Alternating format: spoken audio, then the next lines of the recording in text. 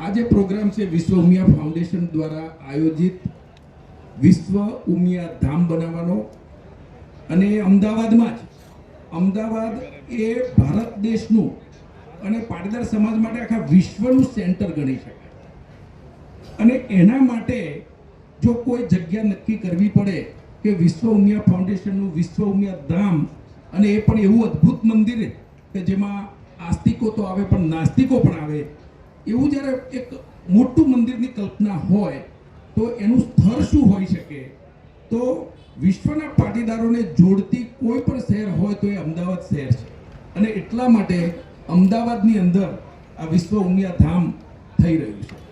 વિશ્વ ઉમિયા ધામ એ એક ધાર્મિકતાની સાથે આધ્યાત્મિકતાની સાથે હેલ્થ અને એજ્યુકેશન જેવા પ્રોજેક્ટોને ધ્યાનમાં રાખીને જે લોકોની પાસે સગવડ છે એ લોકો પાસેથી એક જમણા હાથેથી સગવડ લઈ અને ડાબા હાથે જે જરૂરિયાતમંદ અને જે છેવાડાના વ્યક્તિઓ છે ત્યાં સુધી એ સગવડો પહોંચાડવા માટેનો આ અમારો એક નમ્ર પ્રયાસ છે કે જેથી હજુ પણ જે યુવાન મિત્રો જેને નોકરીની જરૂરિયાત છે, જેને એ યુવા વર્ગને કોઈ જગ્યાએ જોડવાની જરૂરિયાત છે, જે કિસાન વર્ગ છે, ખેડૂતો છે, ખેડૂતોના જે પ્રશ્નો છે, આ બધા જને વાચા આપી જરૂરિયાતમંદોની તકલીફોને દૂર કરવી અને દૂર કરવા માટે મા ઉમિયાનું માધ્યમ આધ્યાત્મિકતાના માધ્યમથી આગળ વધવાનો આ એક નમ્ર પ્રયાસ છે.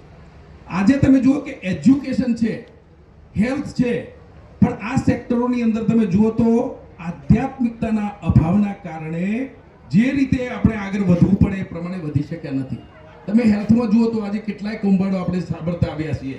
હોસ્પિટલમાં ડોક્ટર્સના માઇન્ડસેટ, જે લોકોના માઇન્ડસેટ છે, એજ્યુકેશનની અંદર જે માઇન્ડસેટ છે, હેલ્થની અંદર જે માઇન્ડસેટ છે ડોક્ટરોના, હોસ્પિટલોના, એને બદલવા હોય તો ફક્ત અને ફક્ત આધ્યાત્મિકતાથી જ બદલી શકાય. એટલે એને લક્ષ્યમાં રાખીને આ જે પ્રયાસ વિશ્વ ઉમિયા ધામ કરી રહી છે એ એક અદ્ભુત પ્રયાસ છે. આની સાથે સાથે સમાજની અંદર જુઓ કે પટેલ એક એવો સમાજ છે કે પાટીદાર, તો પાટી એટલે જમીન અને દાર એટલે ધારણ કરનાર, એટલે જે જમીન સાથે જોડાયેલો વર્ગ છે, આ એક વર્ગ છે, આ એક જૂથ છે. અને તમે પટેલને જો જ્ઞાતિ કહેતા હોય તો પટેલ તો અપાયેલું બિરુદ છે. તો જો જ્ઞાતિ વિનાનો કોઈ સમાજ વિશ્વમાં એનું અસ્તિત્વ હોય તો એ પાટીદાર સમાજ છે. જેને જ્ઞાતિ નથી, પાટીદાર એક જ્ઞાતિ નથી, આ એક જૂથ છે, એક એવું જૂથ કે જે વિશ્વની અંદર જે જગ્યાએ ગયું ત્યાં દૂધમાં સાકરની માફક ભરી ગયું. તમને એક જસ્ટ ઉદાહરણ મારે આપવું જોઈએ કે તમે અમેરિકાનો એક દાખલો આપો તો કોરિયનો ગયા, ચાઇનીઝ ગયા, બીજા દેશના લોકો ગયા તો એમને ત્યાં પોતાનું અસ્તિત્વ ઊભું કરવા માટે એમની ભાષાની અંદર જે કંઈ બિઝનેસની સાઇનો એમની ભાષામાં બનાવ્યા. જ્યારે આ એક સમાજ એવો છે કે જ્યાં ગયો ત્યાં જે હતું તેને સ્વીકાર્યું, એમની સાથે ભરી ગયેલો સમાજ છે. અહીંયા ત્યાં કોઈ ગુજરાતીમાં આપણે સાઇનો અમેરિકામાં નથી લગાવી કે નથી હિન્દીમાં લગાવી.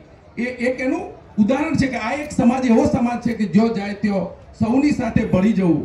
એટલે અમારો જે નમ્ર પ્રયાસ છે કે ઓરિજિનલ પાટીદાર એટલે ગામમાં રહેતો એક ખેડૂત પરિવાર અને એ ખેડૂત છેવાડાનો વ્યક્તિને ભોજન પહોંચ્યું છે કે નહીં, એને કોઈ તકલીફ છે કે નહીં, કોઈ ગામમાં કોઈ ખોટી દાદાગીરી કરતું હોય તો એનું પણ ધ્યાન રખાય અને સૌનો વિકાસ થાય, સૌનું ધ્યાન રખાય, સૌને બધી સગવડ મળે, એ પાટીદાર છે.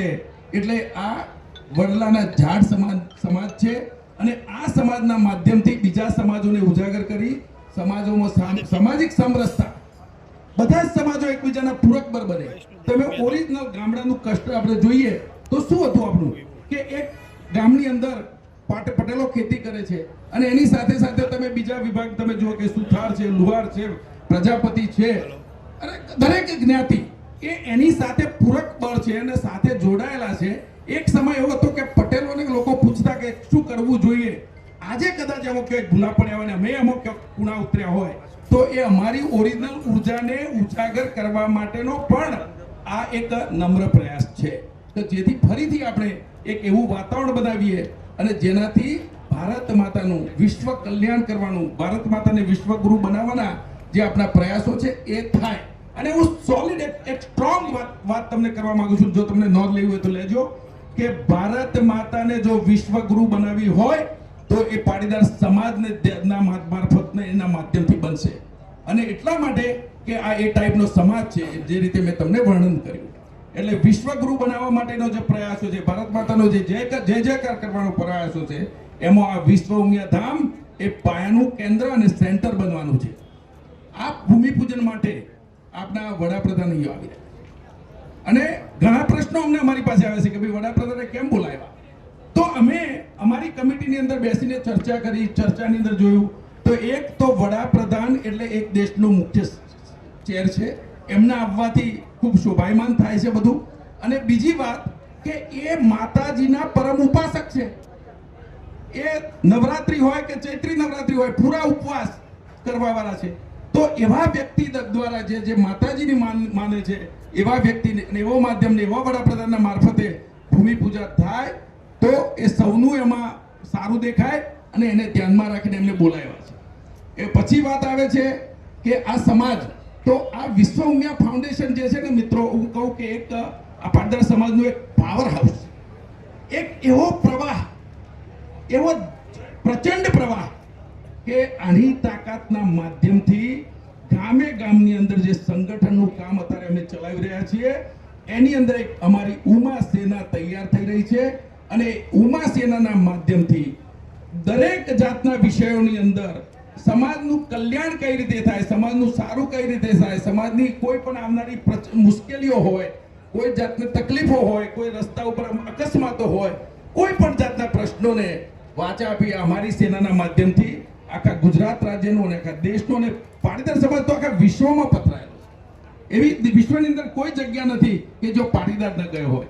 અને જો આ પાટીદારોને કેન્દ્રિત કરી એમની શક્તિઓની જો તમને વાત કરું તો આજે ફોર એક્ઝામ્પલ કે અમેરિકા, તો અમેરિકાની ટોપ પોઝિશન તો એની અંદર સ્પેસની અંદર જુઓ તો સ્પેસની અંદર આપણા ભારતીયો છે, એમાં પટેલો ઘણા બધા આગળ પડતા છે. એવી રીતે તમે જુઓ તો નાસા છે, નાસાની અંદર છે, તમે હાઈટેકની અંદર જુઓ, સાયન્સની અંદર જુઓ, તો બધી જગ્યાએ આપણા લોકો ગોઠવાયેલા છે.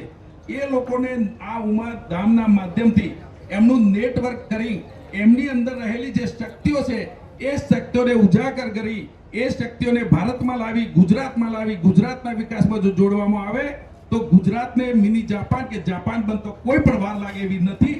એટલે અમારા પ્રયાસો એ છે કે એક આના માધ્યમથી એક વિશ્વ કલ્યાણ તરફ જવાનો રસ્તો ખુલ્લો કરવા માટે આ સંગઠન શક્તિ અને સંગઠનના માધ્યમથી જે લોકો જોડાય. અને બીજી વાત મેં જે તમને કહ્યું, આ જગતજનની માં ઉમિયાનું મંદિર બની રહ્યું છે. મંદિરની અંદર એક એવું આર્કિટેક્ચર સ્ટેટમેન્ટ હશે કે એની આર્કિટેક્ચર એવી વિશેષતા હશે કે જેની વાત આખા વિશ્વના લોકો કરતા હશે કે આ ઉમિયા ધામમાં એવી વિશિષ્ટતા શું છે. અને એ વિશિષ્ટતા અમે લાવવા માટેના અમારા નમ્ર પ્રયાસો છે. એટલે એના માધ્યમથી, એજ્યુકેશનના માધ્યમથી, હેલ્થના માધ્યમથી સમાજને જોડવાનો છે. એ જોડાઈ જશે અને સમગ્ર જે માતાજીનું મંદિર બને એ મંદિરમાંથી ની અંદર બધા જ લોકો જોડાય. મા ઉમિયા જગતજનની અમારી કુળદેવી છે, એનું અમને ગૌરવ છે, પણ એ સૌની, એ તો જગતજનની છે, એ સૌની છે. એટલે બધા જ સમાજો, બધા જ લોકો આ પ્રસંગમાં જોડાય એ અમારો ભાવ છે. ફરીથી આપના માધ્યમથી હું સમાજના દરેક વર્ગોને, સમાજની દરેક જ્ઞાતિ બંધુઓને હું આ સ્ટેજ ઉપરથી એના મુખ્ય સંયોજક તરીકે આપ સૌને ભાવભીનું મારા હૃદયના ઉમરકાનું આમંત્રણ પાઠવું છું. 4મી તારીખે જ્યારે વડાપ્રધાન આવવાના છે, તો વડાપ્રધાન આવે તે પહેલા અમારો પ્રોગ્રામ 1 વાગે શરૂ થવાનો છે. એ 1 વાગ્યાના પ્રોગ્રામની અંદર આપ સૌને પધારવાનું અમારા સૌ આ કમિટી મેમ્બરો અને વિશ્વ ઉમિયા ફાઉન્ડેશન તરફથી હું આપ સૌને આમંત્રણ આપું છું. અહીંયા કંઈક આમંત્રણો પત્રકાર મિત્રો માટે પણ લાવેલા છે, તો બધા મિત્રો આમંત્રણ લઈને જજો. અને એ તો બધા પ્રેસ મીડિયાનો તો આમંત્રણો આપણે અપાયેલા છે.